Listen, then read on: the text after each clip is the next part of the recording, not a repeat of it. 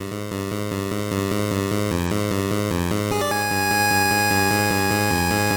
everyone, this is the Movie Maniac. Hello to new and returning subscribers. Today we're going to review Jaws on the NES. Those of you might remember a few months ago on this channel I had talked about looking at video games based on films.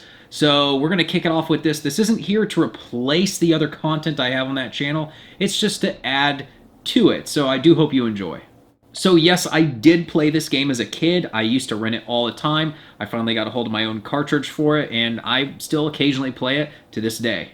And I want to say that I love the overworld map. It's a small map, but given the concept of the game, it's enough to roam around and explore everything. I like the music, I think it's good. This is an 8-bit soundtrack that has a couple of tunes that stick out and can loop in my head after playing it. There are some issues retro gamers have with this game that I'm actually willing to forgive.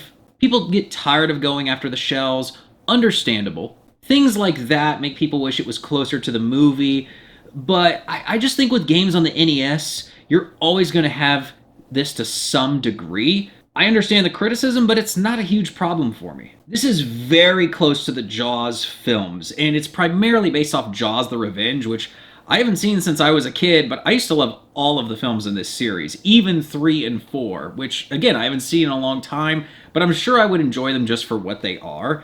And they both came out in 1987, if that tells you something. And when you get to the end of this game, you'll see just how closely the end of this game resembles the movie. And it's one of the best LJN titles based off a film, so that at least says something.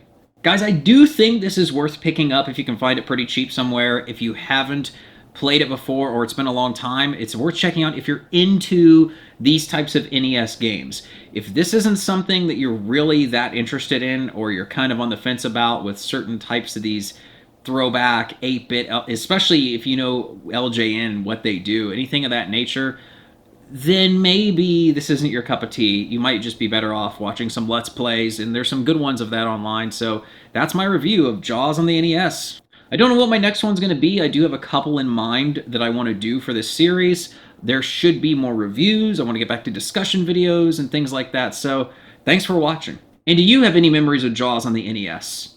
Alright guys, you know the drill, but for those of you who don't, make sure to smash that notification bell, like, comment, and subscribe so you can stay inside the mind of a movie maniac.